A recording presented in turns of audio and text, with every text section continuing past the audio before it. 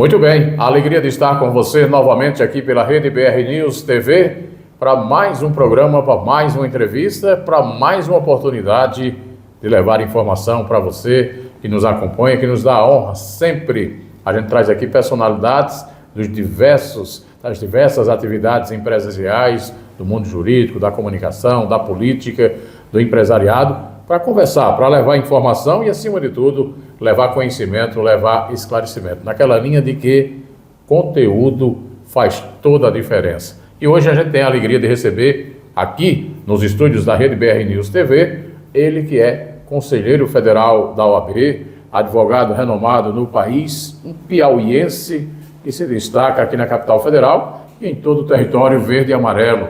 Estou falando do Dr. Carlos Júnior, que preside hoje uma das mais importantes comissões da OAB, é conselheiro federal, tem tido um papel notável em nível de advocacia no país, dentro desse trabalho que vem fazendo com o presidente Simonetti e com toda a equipe da OAB em nível de Brasil. Dr. Carlos, primeiro que tudo, a alegria de tê-lo conosco e de aceitar esse convite para conversar com o nosso telespectador. Napoleão, muito obrigado pela deferência, é sempre uma alegria, sempre uma satisfação estar de mãos dadas com a imprensa. O dever de informar ele é essencial para o desenvolvimento social. Aqui em Brasília, onde tudo gira em torno da economia, do jurídico, ou seja, as grandes decisões de todo o país. Nós estamos aqui, evidentemente, trazendo as atribuições do estado do Piauí e levando, o nosso conhecimento a todo o Brasil para que possamos contribuir com o desenvolvimento social lá dentro da Ordem dos Advogados do Brasil. Perfeitamente. A Ordem é sempre chamada nos grandes temas em nível nacional. Normalmente a gente vê, se busca a opinião, se busca o pensamento da Ordem dos Advogados do Brasil. Para o telespectador que nos acompanha, qual é o papel de um conselheiro federal da OAB junto ao órgão, junto à entidade aqui em Brasília, doutor Carlos? Bom, a OAB ela é um órgão catedraticamente que defende a sociedade. Ela tem a função regimental de valorizar a advocacia, mas também defender a sociedade. E tem um papel crucial ao longo do tempo. Desde lá em 1960, 1965, com a manutenção da posse, por exemplo, do João Goulart, em uma época de crise política, como também as lutas pelas diretas já em 1985, a OAB, o Conselho Federal, foi às ruas, emitiu um parecer favorável às liberdades, ao pluralismo político e jurídico. E nós fomos contribuintes, por exemplo, na função de custos legis, de fiscal da lei, opinando nos impeachments dos presidentes para que o procedimento ele venha eivado do princípio da legalidade. Então a OAB tem essa função de proteger a sociedade, para que a lei seja cristalinamente aplicada e, evidentemente, o advogado, que é o profissional defensor do cidadão, seja protegido. Eu sempre digo que nós temos valorosos juízes que representam o Estado, nós temos valorosos promotores que representam a lei, fiscalizando a lei, opinando sobre a lei, mas nós temos a advocacia, que é a ferramenta social do reconhecimento dos direitos do cidadão e da cidadã. A essencialidade está esculpida na nossa Carta Magna, na nossa lei maior, e o advogado e a advogada representam o cidadão, representam o povo. Ele leva o socorro da população ao Poder Judiciário. Não se faz justiça sem a advocacia, porque ele que leva a demanda, ele é que inicia o processo. Não existe nem juiz nem promotor se não tiver a figura do advogado que inicia o processo. Então o advogado ele deve ser protegido, resguardado, porque se o advogado está resguardado, a sociedade brasileira também vai estar. Aliás, nessa linha, já que o senhor deu essa introdução, a gente tem nesse momento um debate muito forte, está se colocando, inclusive, ontem tivemos um grande encontro na OAB, com a perspectiva de se sair uma espécie de uma minuta para uma medida provisória, para um projeto de lei, que garante exatamente esse direito que é constitucional, um direito que é legítimo do advogado poder exatamente, na peça processual, ele poder participar, ele poder ter voz, ele poder ser exatamente um instrumento de defesa em favor daquela causa e, acima de tudo, uma prerrogativa do advogado, que é o direito exatamente a poder usar o tribuno e poder estar nos tribunais, doutor Carlos? O Napoleão, o magistrado, quando ele recebe uma demanda, ele não tem conhecimento do que está acontecendo. Ele vai ter que analisar os autos, ele vai ter que analisar as provas e, principalmente, vai oportunizar os advogados e as advogadas a falar em nome do seu constituinte, em nome do cidadão, em nome da pessoa que ali está buscando o socorro do Poder Judiciário. Então, naquele momento, quando cala um advogado, você cala a sociedade. E a sustentação oral, o momento da exposição dos motivos, que é feito lá no momento da sessão de julgamento, da audiência, é essencial para chamar a atenção do julgador. Então, aquele momento é um dos momentos mais importantes para o cidadão demonstrar que ele tem razão no seu pleito. Então, não pode calar o advogado, não pode calar a sociedade. E ontem nós estivemos discutindo um projeto de emenda constitucional para mandar ao Congresso Nacional, as duas casas, para que possa ser apreciado a possibilidade de ser inserido no texto constitucional, na nossa Carta Magna, na nossa Lei Maior, a obrigatoriedade da sustentação oral.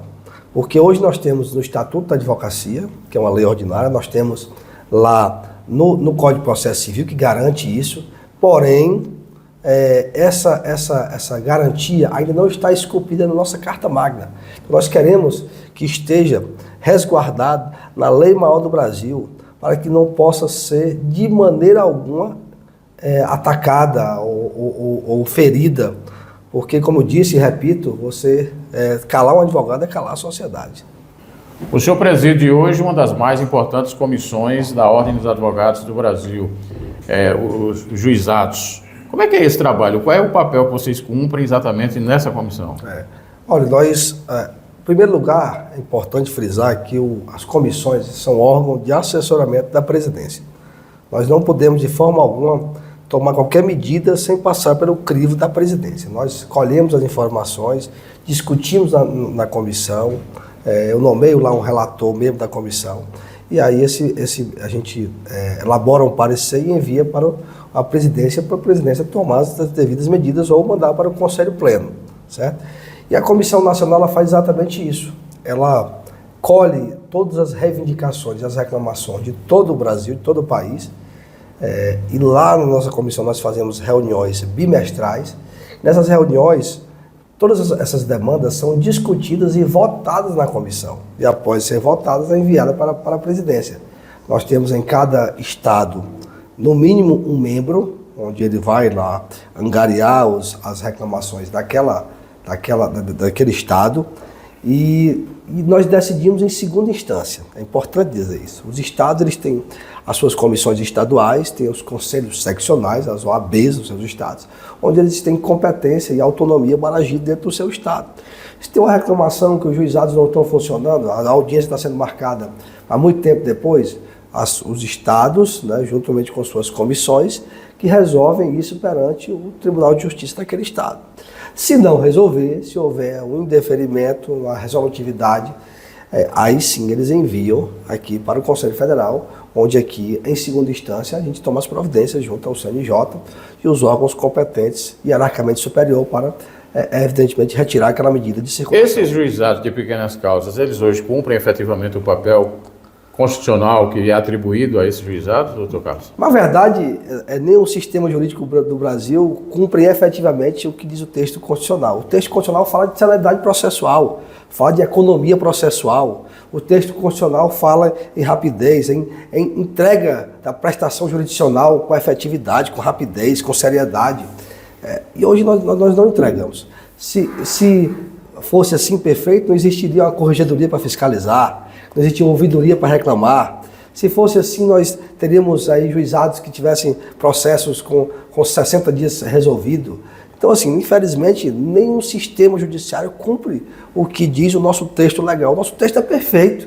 Ele fala de uma justiça cristalina, rápida, célere, coerente. Ele fala disso aí, mas infelizmente na prática isso não é aplicado. E quem é o culpado disso aí? Eu estou culpando o sistema judiciário? Só estou culpando a OAB? Estou culpando a população? De maneira alguma. Não estou culpando nenhum sistema. Não cabe a mim culpar nem punir. Cabe a mim, enquanto OAB, enquanto defensor da sociedade, lutar para chegar a essa perfeição. Nós não somos perfeitos, mas nós temos por obrigação que buscar a perfeição.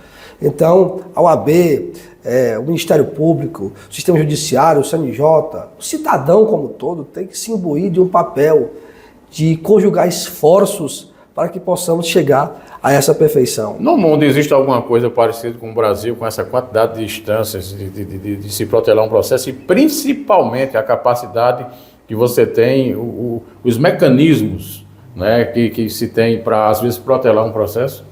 Com certeza. O Brasil é um país subdesenvolvido, busca o desenvolvimento, mas nós temos também países como os Estados Unidos que têm também seus defeitos, tem também suas morosidades, tem também suas burocracias. Agora é um país que tem mais dinheiro. Quando se tem mais dinheiro, dá para se trabalhar melhor, dá para dar uma assistência na saúde melhor, na justiça maior. Então, nós não podemos dizer que o Brasil é o pior sistema judiciário do mundo, de maneira alguma. Nós temos muitas coisas boas funcionando, nós temos evoluções, nós temos o PJE, nós temos a audiência virtual, nós temos muita coisa que ajudou, que acelerou, mas tem muito que melhorar. Ontem eu acompanhava na OAB, vocês estavam lá referendando nomes para o Conselho Nacional de Justiça, para o Conselho Nacional do Ministério Público. Muito se questiona hoje no país, por exemplo, essa indicação de ministro do Supremo Tribunal Federal. O modelo atual no país, caberia alguma mudança, na sua visão, uma opinião pessoal, dessa forma de escolha das pessoas que vão estar à frente da magistratura? Ministros do STF deviam ter mandato. Eu acho que devia se limitar o tempo de atuação e, dessa forma, o sistema de freios e contrapesos, lá de Montesquieu, que está também colocado na Constituição Federal, também teria esse sentido. Por exemplo, nós ontem mandamos 2 nomes para a representação da OAB, da advocacia, no Conselho Nacional de Justiça. À medida que tem 2 nomes que são advogados, Napoleão, lá no Conselho Nacional de Justiça, ele está defendendo lá a advocacia. Nós mandamos também 2 nomes para o Conselho Nacional do Ministério Público, onde nós vamos ter 2 advogados lá no Ministério Público, no Conselho Nacional, defendendo a advocacia. Do mesmo jeito tem da magistratura, do mesmo jeito tem do Ministério Público, e todos esses órgãos. Ou seja, é um sistema claro de freios e contrapesos. Montesquieu pensou direitinho nisso. Então, nós precisamos ter esses freios com opiniões ideológicas diversas, com defensores dos seus nichos de atuação, para que possamos equilibrar a atuação. Senão, vai ficar um Estado ditador, puxando só para um lado, com um só interesse, e com certeza vai existir menos favorecidos, vai existir desassistência. Então nós precisamos aí desse sistema, certo? A magistratura, evidentemente, eu acho que é uma peculiaridade do mandato do Supremo Tribunal Federal, era importante. Quando o mandato é vitalício, há uma acomodação, né? Há uma tendência à decisão ser subjetiva.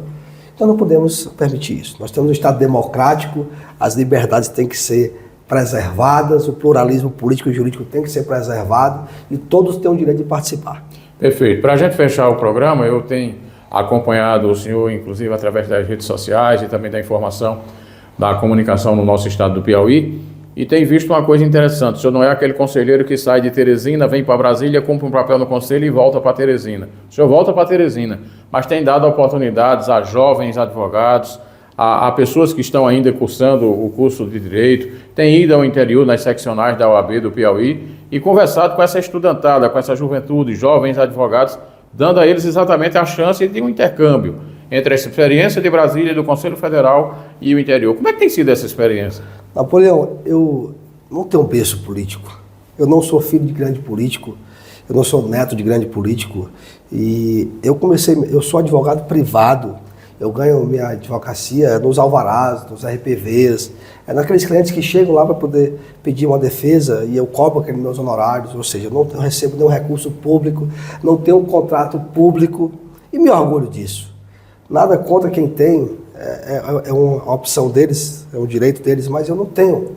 Então, como eu não tenho um berço político, como eu vim do interior, como eu fui presidente de subseção, como eu não tenho um contrato público, não tenho mordomia, não tenho luxo, eu vim lá de baixo, daquele que foi ao interior de Matias Olímpio, buscar um alvará ali de 3, 4 mil reais, despachar um processo lá na cidade de Luzilândia, do extremo norte do estado.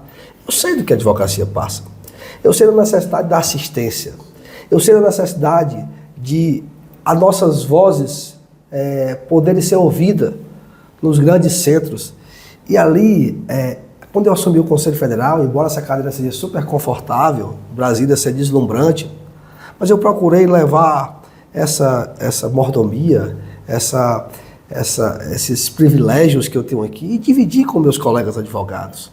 Eu peguei aqui o membro do CNJ, o doutor Marcelo Teto, que foi reconhecido, disse: Marcelo, eu preciso que você vá lá em Campo Maior, eu preciso que você vá lá em Esperantina, pegar na mão dos advogados, dizer que você é um conselheiro do CNJ que é acessível, que você precisa passar o telefone do WhatsApp deles, para quando eles forem desrespeitados por um juiz, ou por um promotor, ou por um delegado, eles têm a que recorrer e saber que não tem aquela burocracia do tempo. Ou seja, eu construí uma ponte rígida entre Brasília e o interior do estado. Teresina já tem esse contato, o seccional já tem, mas o interior, o extremo norte, o extremo sul, não tinha esse contato. Então, como eu sinto a necessidade desse liame, dessa ligação, dessa assistência, eu procurei fazer isso. Por isso, quando eu chego em Teresina, eu vou lá para Campo Maior, eu vou lá para Valença, eu vou lá para São João do Piauí, eu vou lá para Guadalupe, eu vou para Floriano, ou seja, eu vou sentir a advocacia perto, eu vou pegar na mão e abraçar e dizer assim: você tem um conselheiro e aquele meu microfone do Conselho Federal, ele está à sua disposição, ele não está à disposição dos meus interesses pessoais, não. Quando eu vou voltar para um quinto constitucional aqui, eu não peço cargo, eu não peço contrato, eu não faço lobby.